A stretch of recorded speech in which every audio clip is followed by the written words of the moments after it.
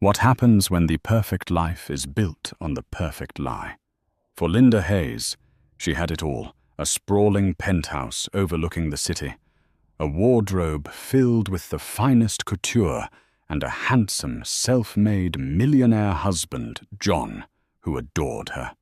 With a diamond ring on her finger and a positive pregnancy test in her hand, she was living a fairy tale. But behind the doors of their gilded cage, a secret was festering, a betrayal so deep it wouldn't just break her heart.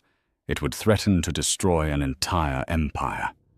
This isn't a story about a cheating husband.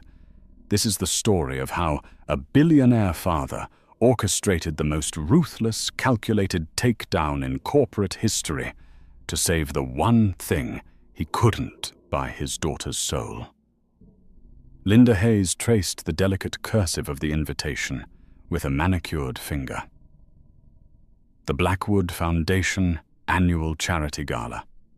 Her maiden name, Blackwood, felt like a relic from another life. For the past 3 years, she had been Mrs. John Hayes, and her world had been a whirlwind of bliss. Their life was the stuff of magazine features, a stunning glass-walled penthouse in downtown Austin, Texas, a collection of sports cars gleaming in their private garage, and a social calendar that was the envy of the city's elite. John was by all accounts a modern-day Midas. The founder and CEO of Hayes Innovations, a boutique tech firm specializing in green energy logistics, he was lauded as a visionary. He had come from nothing, a scholarship kid from a rough neighborhood, and had built his empire through sheer grit and genius. That was the story he told, the story everyone believed, and Linda, more than anyone, championed it. She had met him at a university fundraiser, a brash, confident man, with eyes that saw right through her family's immense wealth and seemed to connect with her. He wasn't intimidated by her father, the legendary Julian Blackwood, a titan of industry whose net worth was a matter of public speculation and private awe. John had treated her not as an heiress, but as a woman. "You're a million miles away." John's voice, smooth as single malt scotch, broke her reverie. He came up behind her, wrapping his strong arms around her waist and resting his chin on her shoulder. He smelled of expensive cologne and ambition. He kissed her neck softly, thinking about the gala. "Don't worry, my love. You'll be the most beautiful woman there, as always." Linda leaned back into his embrace, a contented sigh escaping her lips. "I was just thinking about how lucky I am." "We're lucky." He corrected his hand, moving to rest protectively on her still flat stomach. They had only found out a week ago. Pregnant. The word still sent a thrill of giddy terror through her. "Soon it'll be the 3 of us." She turned in his arms, her heart swelling with a love so profound it almost hurt. "I haven't told Dad yet. I want to tell him in person at the gala. I know how much he wants to be a grandfather." A flicker of something, was it apprehension, crossed John's face before it was replaced by his signature, charming smile. "Of course. Perfect timing. He'll be thrilled." Julian Blackwood was a complicated man. He adored Linda, his only child, with a fierce, almost primal devotion. But he was also a man who saw the world as a series of calculated risks and strategic moves. When Linda had first brought John home, Julian had been polite but distant. He'd run a background check, of course, a thorough one. It came back clean, painting a picture of a brilliant, hard-working young man who had pulled himself up by his bootstraps. "He's impressive, I'll give him that," Julian had conceded to Linda over dinner at his sprawling estate. "But remember, Bella, men who are hungry are never satisfied. Make sure his hunger is for you, not just for the world you represent." Linda had dismissed it as her father's overprotectiveness. She saw John's ambition not as a threat, but as a virtue. He wasn't using her. He was building a life with her. To prove it, her father had provided the seed money for Hayes Innovations, a generous but not astronomical loan. Julian had called it a wedding gift with interest. John had paid it back with that interest in less than 2 years. The move had earned him Julian's grudging respect, and from then on the two men maintained a cordial, if not warm, relationship. The night of the gala arrived a symphony of flashing camera bulbs and clinking champagne glasses. Linda was radiant in a custom Serafina gown of deep sapphire silk that hinted at the new life she carried. John was the picture of success in a tailored Tom Ford tuxedo, a 100 howls, $1,000 Richard Mille watch glinting on his wrist. "There's my girl," Julian Blackwood greeted them. His imposing frame softened by the proud smile on his face. He kissed Linda's cheek. "You look breathtaking." He nodded at John. "Hayes, your company's latest quarterly report was impressive. The Solaris contract was a masterful play." "Thank you, Julian," John said smoothly. "We've got a great team." Later in the evening, Linda pulled her father aside to a quiet balcony overlooking the city lights. With trembling hands and a voice thick with emotion, she told him, "Dad, I'm pregnant." For a moment, the titan of industry vanished. All she saw was her father. His eyes, usually sharp and analytical, welled with tears. He pulled her into a hug, his embrace fierce and protective. "Oh, Bella, that's the best news I've ever heard. The very best." When they rejoined John, Julian was beaming. He clapped a hand on John's shoulder, a rare gesture of genuine warmth. "You've made me a very happy man, John. A grandfather. I'm finally going to be a grandfather." As her father and husband spoke, Linda's eyes drifted across the ballroom. She saw John's chief operating officer, Aria Vance, standing near the bar.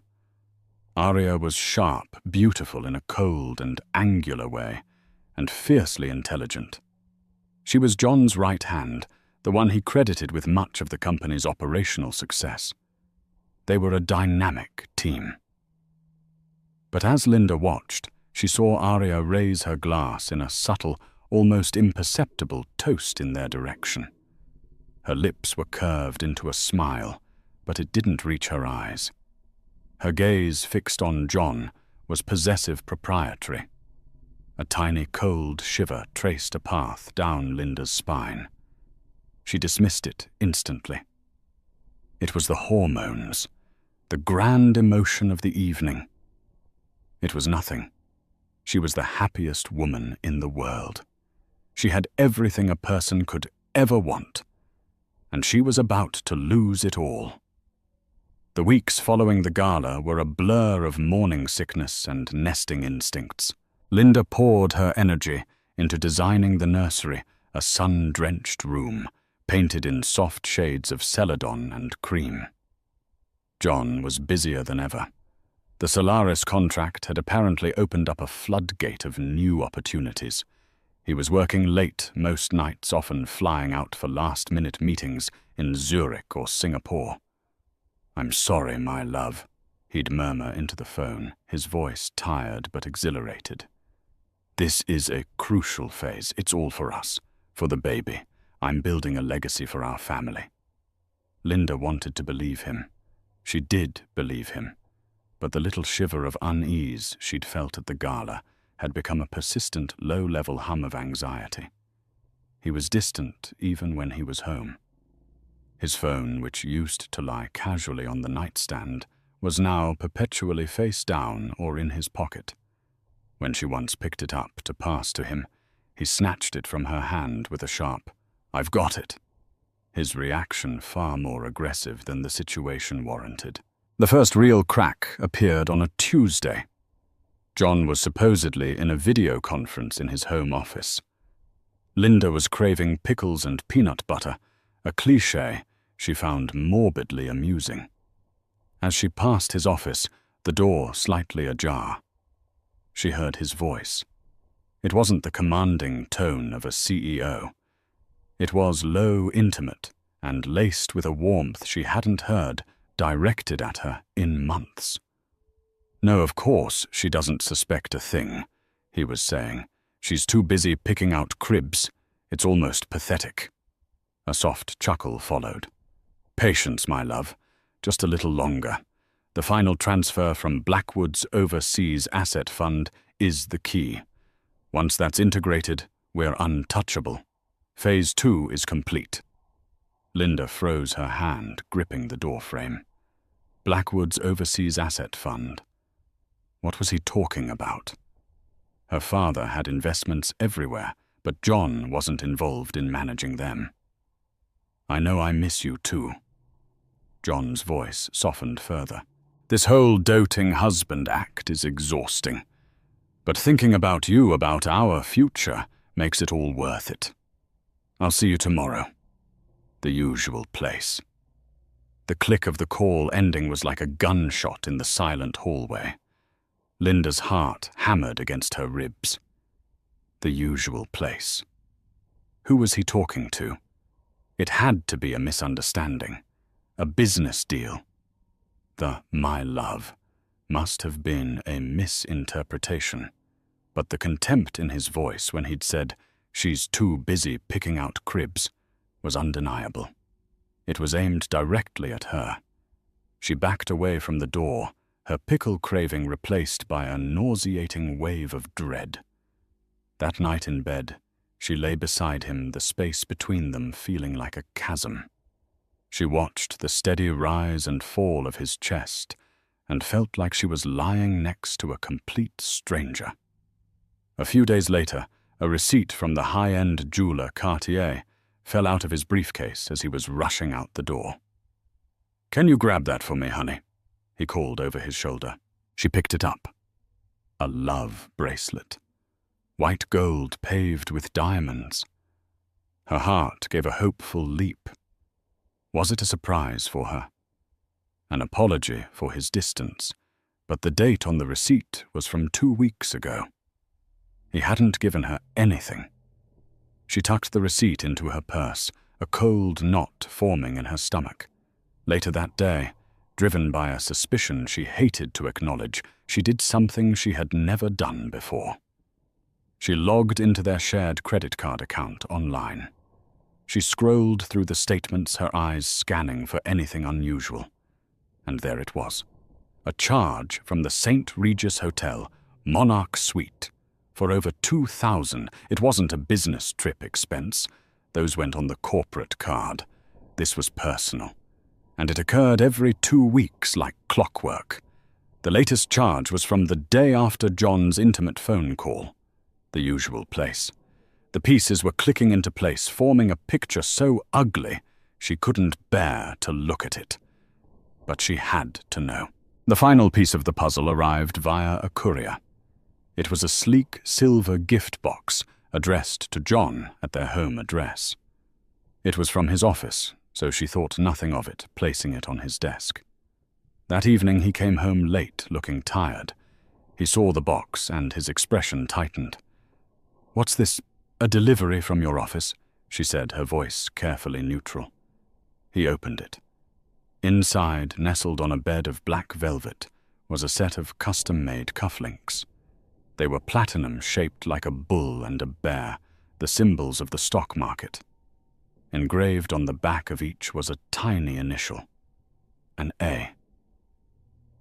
"They're beautiful," Linda said, her voice barely a whisper. "A gift from the board." John didn't look at her. Something like that. A token for the Solaris deal. He closed the box abruptly, but not before Linda saw the small gift card tucked inside. It was handwritten in a sharp and elegant script she recognized instantly from company memos. "To my king. For the empire we're building. All my love. A. Aria Vance." The hum of anxiety became a deafening roar. The floor seemed to tilt beneath her feet. It wasn't just an affair. The phone call, the mention of her father's assets, the cufflinks, symbolizing a financial empire. This was something more. Something calculated and predatory. Her husband, the man she loved, the father of her unborn child, was not just betraying her. He was playing a game, and she and her family were the pawns. The knowledge was a poison seeping into every corner of her idyllic life. The beautiful penthouse felt like a prison. The designer clothes felt like a costume. The loving smiles John gave her felt like grotesque masks. For 3 days, Linda lived in a silent personal hell. She barely ate, slept, offered no escape, and the baby inside her felt less like a joy and more like a tether to a man she no longer knew. She had to be sure. Not just emotionally sure, but factually, irrefutably sure. She needed proof that was cold, hard, and undeniable. She thought about hiring a private investigator, but the idea of involving a stranger in this intimate betrayal felt cheap and degrading. She had to do it herself. She remembered the Cartier receipt, the bracelet. On a desperate hunch, she searched social media. She scrolled through Aria Vance's carefully curated Instagram feed, photos of business conferences, charity runs, and elegant dinners. And then she found it. A photo posted a week and a half ago. Aria at a rooftop bar with some colleagues, her left arm raised a champagne flute in her hand.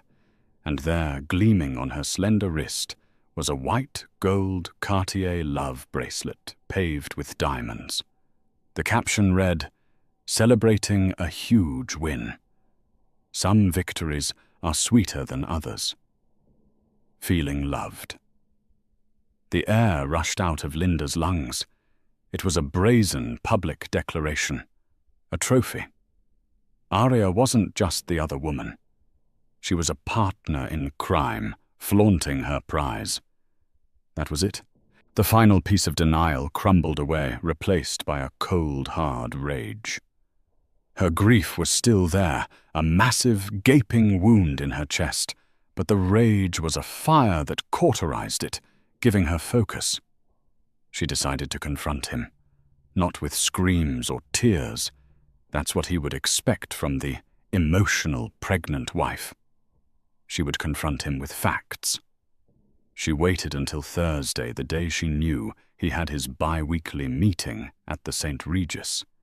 She booked a separate room on the same floor as the Monarch Suite, using her maiden name, Blackwood.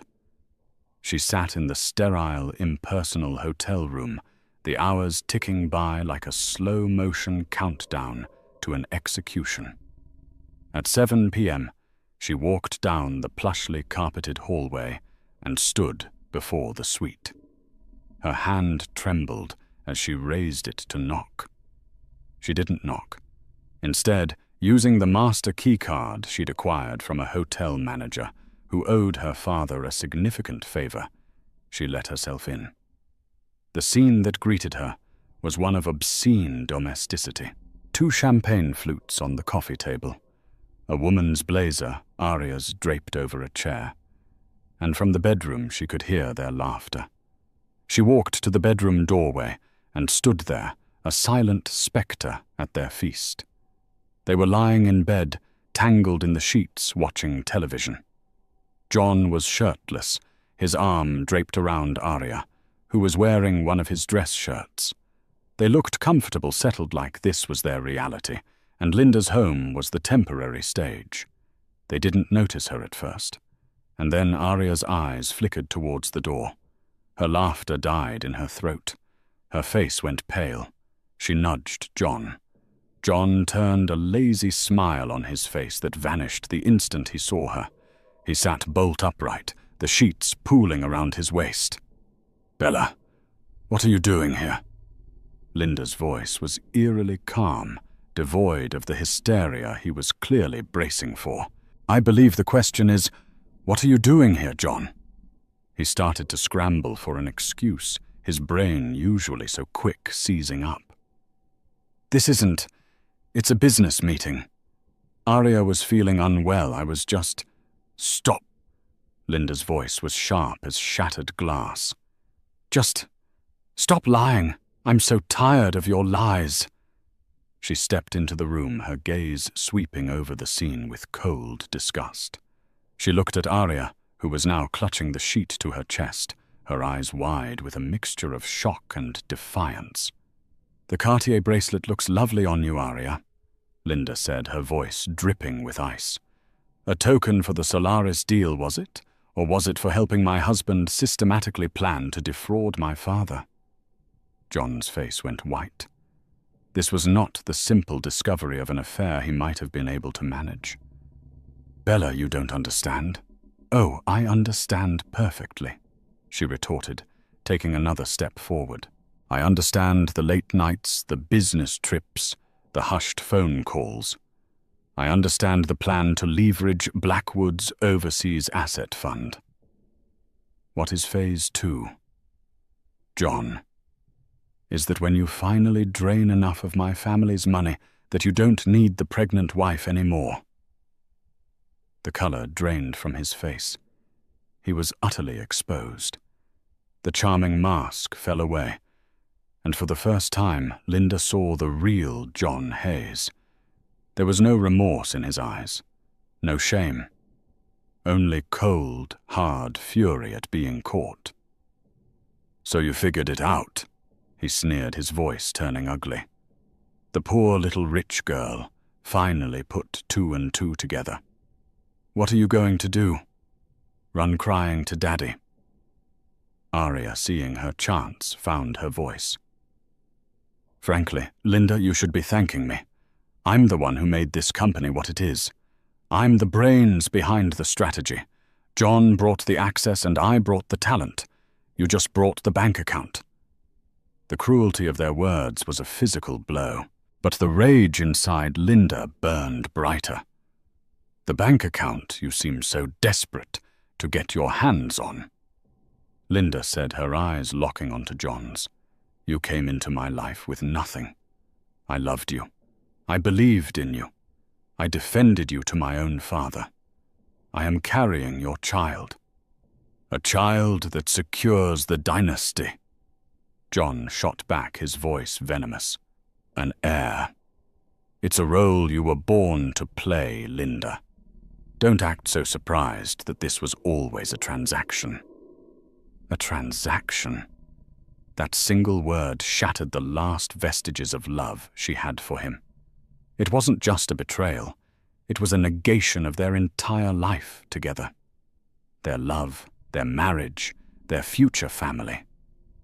It had all been a lie, a business deal where she was the only one who didn't know the terms. She didn't scream.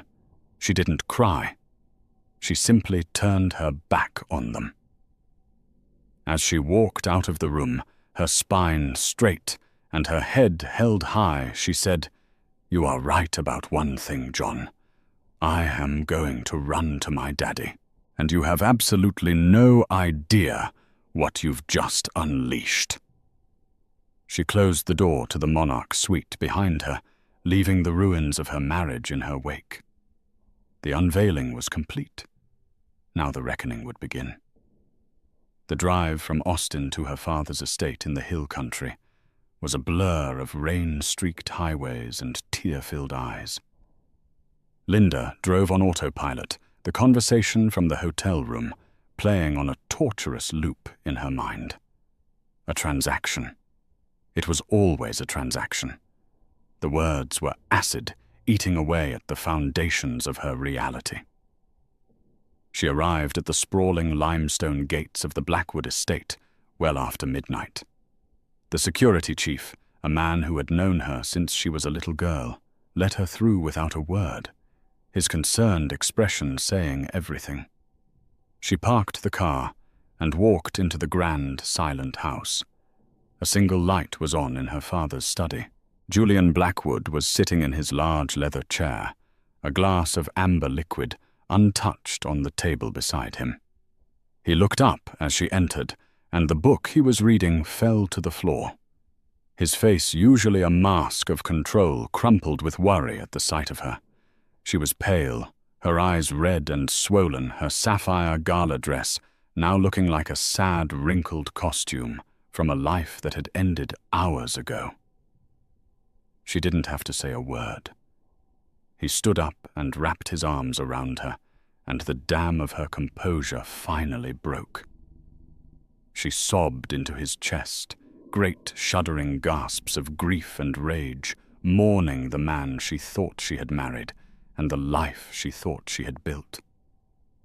Julian just held her, stroking her hair, murmuring soothing words until the storm of her tears began to subside. "Tell me everything," he said, his voice a low, dangerous rumble. And so she did. She told him everything. The phone call, the receipt, the hotel statements, the cufflinks, the brutal confrontation in the hotel room.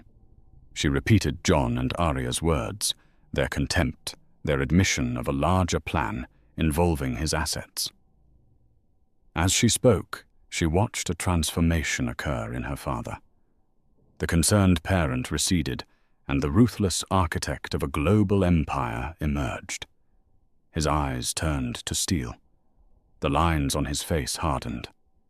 He listened without interruption, his hands steepled before him, his focus absolute. When she was finished, the room was silent for a long moment. "I see," he said finally, his voice unnervingly calm. "He has underestimated us. He has mistaken my love for you as a weakness he could exploit. He is about to learn that my love for you is in fact the most dangerous weapon in my arsenal." He stood and walked over to a large antique globe that stood in the corner of his study. He gave it a slow spin. "John Hayes," Julian began, his voice taking on a clinical, detached tone, like a surgeon discussing an impending operation. "A brilliant operator, charismatic, ambitious. I saw all that. I also saw the chip on his shoulder, the deep-seated insecurity of a man desperate to prove he belongs. I thought your love would be enough to temper that. I was wrong." He turned to face her. "Bella, there is something you need to know.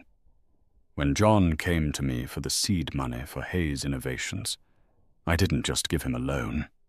Linda looked at him confused. "What do you mean?" "I never give a simple loan. I create a system of checks and balances. The initial capital wasn't a direct wire from my primary bank. It was funneled through 3 separate offshore holding companies controlled by Blackwood Capital. The patents for his proprietary green energy software, they were developed by a tech incubator I own in Palo Alto. I licensed them to him exclusively through a 4th shell corporation, the Solaris contract that made him a star. The chairman of Solaris is an old friend from my days at Wharton. I made a call. I opened the door for him." Linda stared at her father, her mind struggling to process the implications. "But he paid back the loan with interest." A grim smile touched Julian's lips. "Yes, he did. He paid my money back to me. With my money. He thinks he built an empire, Bella. But he didn't. He built a beautiful, intricate cage, and he never once thought to check who was holding the key. Every dollar he's ever made, every contract he's ever signed, every asset he possesses is inextricably tied to me. I designed it that way. It was a test, a long, elaborate test of his character.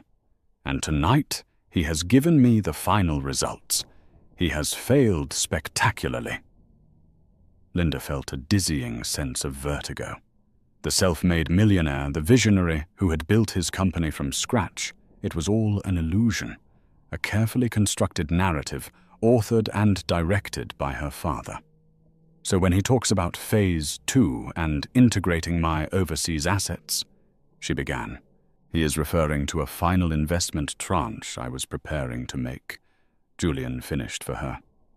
A show of faith, the last step that would have given him significant untethered capital. It would have been the first part of his company that was truly his own. The transfer was scheduled for Monday morning. He walked over to his desk and picked up the phone, dialing his chief legal counsel. "David, it's Julian. I need you on a secure line in 5 minutes. We are initiating the protocol Scorched Earth. Yes, that one. Alert the board of Blackwood Capital. I want a full asset recall on the Hayes Innovations portfolio. Activate every penalty clause in every contract we hold. I want him dismantled. No, not by the end of the week. By sunrise." He hung up the phone and looked at his daughter, his eyes softening once more. "He took your heart," Julian said, his voice low and firm. "So I am going to take everything else. He will wake up tomorrow morning a millionaire on paper. By the time he has his morning coffee, he will be so far in debt he won't even own the watch on his wrist. This isn't just business, Bella. This is a reckoning." Linda watched her father, the master of his universe, set his plan into motion. The grief was still there, a heavy stone in her chest. But for the first time that night, she felt a flicker of something else. Not hope, not yet, but a sense of righteous biblical justice. The retreat was over. The storm was about to break. While Linda slept exhausted in her childhood bedroom, Julian Blackwood's corporate empire moved with the silent, lethal efficiency of a predator. The sun had not yet risen over the Texas hills, but on trading floors in Tokyo and London, the first tremors were already being felt. Julian was not just a billionaire. He was an architect of systems, a man who understood that true power wasn't in owning things, but in controlling the invisible structures that held them up. The first move was the simplest, the final investment tranche. The $50 million in untethered capital John was expecting on Monday was cancelled. An email, cold and formal, was sent from a Blackwood Capital subsidiary, citing a fundamental breach of investor confidence. Simultaneously, in a data center in Delaware, lawyers for one of Julian's holding companies filed a motion to revoke the exclusive license for the green energy logistics software, the very heart of Hayes Innovations. The contract which John had signed without a second thought years ago contained a morality clause, Clause 27B. It stipulated that any action by the CEO that could bring disrepute or significant personal scandal upon the technology's original patent holder would render the agreement null and void. The clause was obscure, buried deep in legalese, and designed for precisely this kind of betrayal. Without the license, Hayes Innovations was nothing more than a brand name with expensive office furniture. The third and most devastating move targeted John's personal wealth. The seed money he had paid back was technically a convertible note. Upon evidence of gross mismanagement or fraud, a term Julian's lawyers were now prepared to argue, included the commingling of corporate funds for personal affairs, like hotel suites and lavish gifts for his mistress. The note could be converted into a majority equity stake in Hayes Innovations. At 4:15 a.m. Central Time, Blackwood Capital exercised that option. In an instant, Julian Blackwood went from a silent backer to the 51% majority shareholder. Meanwhile, John and Aria were celebrating. After Linda's dramatic exit, their initial shock had morphed into a strange sense of exhilaration. The secret was out. The pretense was over. "She'll try to make things difficult," Aria said, sipping champagne in the hotel suite. "Her father will posture, maybe try to pull some funding." John scoffed, feeling invincible. "Let him. The company is too successful now. He's a businessman. He won't kill a golden goose just to spite me." And besides, I control the board. I control the tech. What can he really do? This just accelerates our timeline. We push for a divorce. I give her a generous settlement. And in a year, this is all just a bad memory. We'll be on a yacht in Monaco, and she'll be at home with the baby and her father's checkbook. He felt a surge of triumph. He had done it. He had outplayed the great Julian Blackwood, won the game, and gotten the girl he really wanted. He was the master of his own destiny. His phone buzzed at 6:00 a.m. It was his CFO, Richard. John answered, still flushed with victory.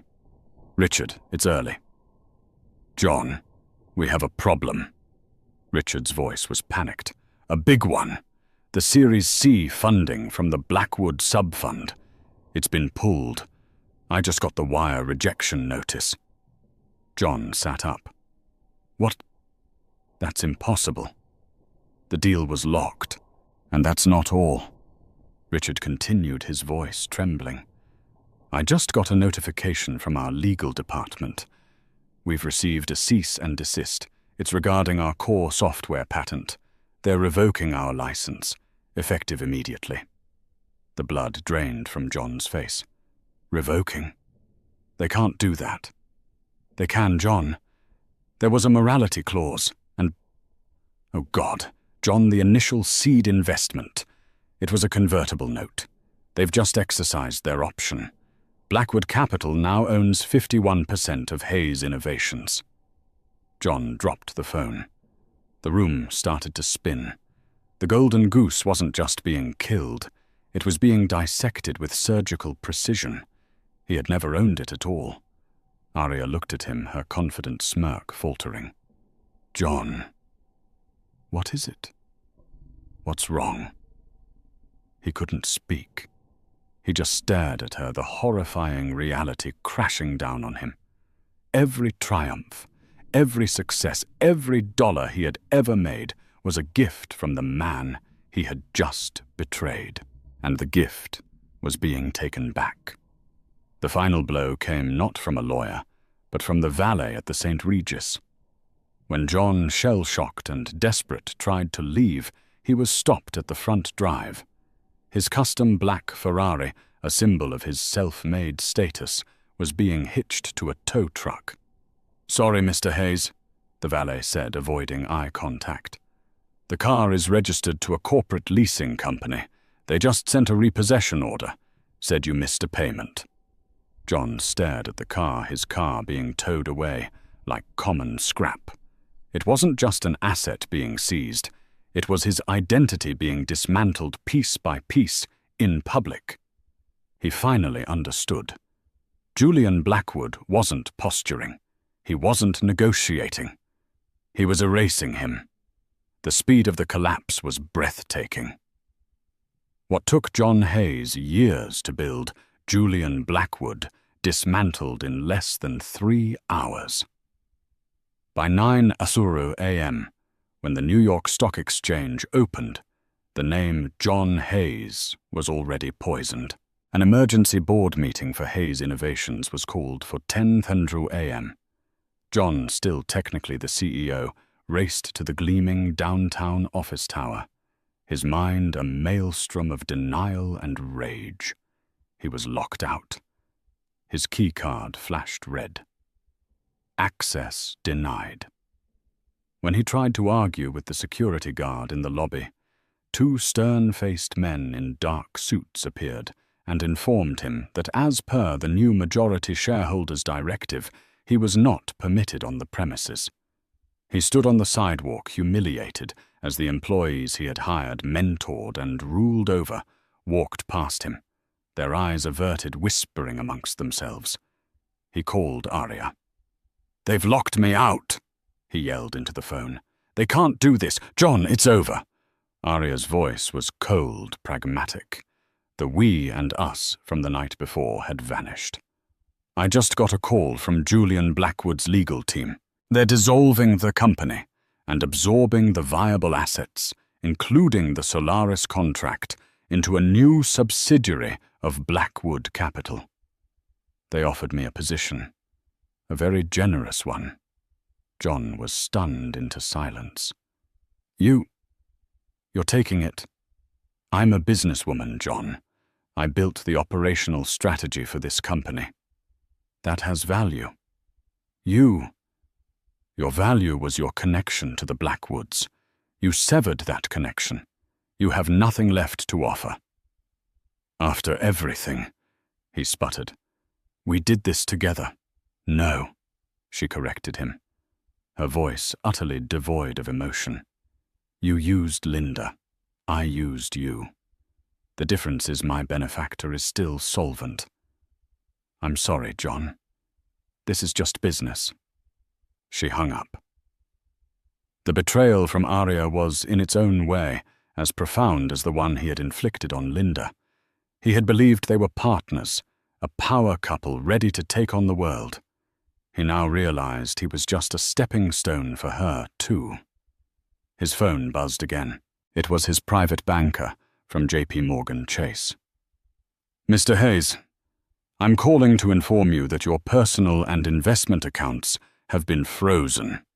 The banker said, his tone formal and regretful.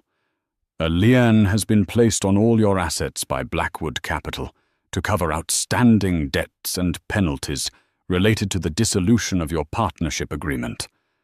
I'm afraid your balance is now significantly negative. The world tilted. The Richard Mille watch on his wrist suddenly felt like a lead weight. He had bought it on credit leveraged against his now non-existent stock portfolio. The Tom Ford suit felt like a costume for a part he was no longer playing. The penthouse, the cars, the accounts, it was all gone. Not just gone, but replaced by a mountain of debt so high he would never climb out from under it. He wandered the streets of Austin in a daze. The city he had once considered his kingdom now felt alien and hostile. Every skyscraper seemed to mock him, a testament to a world of wealth and power he had only been renting. He was a ghost haunting the edges of a life that was no longer his. By noon, the story had been strategically leaked to the financial press. Tech wunderkind John Hayes ousted from own company in hostile takeover by father-in-law Julian Blackwood. The articles painted a picture of a reckless, fraudulent CEO whose personal indiscretions had led to his downfall. His carefully crafted image as a self-made visionary was shattered, replaced by the reality he was a kept man who had bitten the hand that fed him. Desperate and broken, he ended up outside the gates of the Blackwood estate. He buzzed the intercom again and again. "I need to speak to Linda," he yelled. "Please, I need to talk to my wife." The calm, dispassionate voice of the security chief came over the speaker. "Mrs. Hayes does not wish to see you, sir. You are trespassing on private property. Please leave, or we will be forced to notify the authorities." The gate remained shut, a solid, impenetrable barrier. He was locked out of her life as surely as he had been locked out of his office. He had mistaken her quiet strength for weakness, her love for naivety. He had seen her father's wealth as a resource to be plundered, not a fortress to be respected. And now that fortress had cast him out into the cold, leaving him with nothing but the bitter taste of his own arrogance. The collapse was total. He was not just ruined. He had been unmade. A week later, Linda agreed to see him, not at the estate, and certainly not at their former home. The meeting was set for a neutral location, the empty boardroom of a downtown law firm owned by her father. The setting was deliberate, sterile, impersonal, and transactional. Linda walked in, not as the heartbroken wife, but as the daughter of Julian Blackwood. She wore a simple but elegant maternity dress, her hand often resting on her stomach. She was flanked by her father and his chief legal counsel, David. She looked at John, and for the first time, felt nothing. No love, no hate, just a vast, empty space where her heart used to be. John looked like a man hollowed out. He was wearing an off-the-rack suit that hung loosely on his frame. He had lost weight, and his eyes were shadowed with exhaustion and desperation. He sat alone on the other side of the vast mahogany table. "Bella," he began, his voice hoarse. "I am so sorry. I made a terrible mistake. I was arrogant. I was stupid." Julian Blackwood held up a hand, silencing him. "Mr. Hayes, you are not here to apologize. Apologies are for mistakes. What you engaged in was a calculated multi-year campaign of deception and attempted fraud.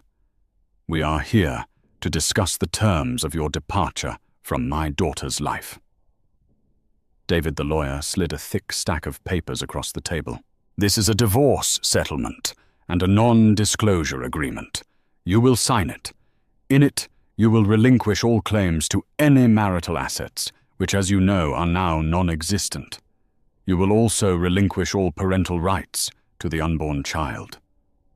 John stared at the papers, then at Linda, his eyes pleading. "Parental rights, Bella, no. It's my child, our child. You can't do that." It was Linda who spoke, her voice clear and steady, imbued with a strength she didn't know she possessed. "You called our child a transaction, John. An heir to secure a dynasty you were trying to steal. This child will not be a pawn in your games. This child will be a Blackwood.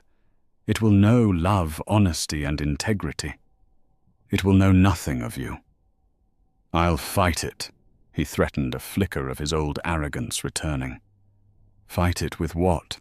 Julian asked coolly. "You have no money. You have no job. You have no credibility. We, on the other hand, have documented evidence of felony-level wire fraud, corporate espionage, and embezzlement. We have a sworn affidavit from Ms. Vance detailing your entire plan. She was quite forthcoming in exchange for immunity and a severance package. If you contest this, we will not hesitate to pursue full criminal charges. You will spend the next 20 years in a federal prison. Sign the papers, John. It is the only move you have left." Defeated John picked up the pen. His hand shook as he signed away his marriage, his fortune, and his child. He was no longer John Hayes, the tech visionary. He was a ghost, a cautionary tale whispered in the boardrooms and country clubs he once frequented. As he was escorted out, a broken man, Linda stood by the window looking down at the city. Her father came to stand beside her. "It's over," he said gently. "A new beginning." She whispered, her hand on her belly. She had walked through fire, but she had not been consumed. The betrayal had broken her heart, but it had not broken her spirit. It had forged her into something stronger, something wiser. She was no longer just the sheltered heiress. She was a survivor, a mother, a Blackwood ready to build a new life, a true legacy for her child on the ashes of her husband's lies. The gilded cage was gone, and in its place was a future she would build for herself, one based not on a fairy tale, but on the unbreakable strength of a love that was real. 7 months passed. The Texas winter gave way to a burgeoning spring, and with it the promise of new life. Linda had moved back to the Blackwood estate, but not into her childhood bedroom. She had taken over the West Wing, a sprawling suite of rooms she had redesigned herself. The cold, minimalist aesthetic she and John had favored was gone, replaced by warm woods, soft fabrics, and shelves filled with books on art history and philanthropy. The penthouse, stripped of their personal belongings, had been sold in a private off-market deal, its existence scrubbed from her life like a bad dream. Linda, now in the final weeks of her pregnancy, was not idle.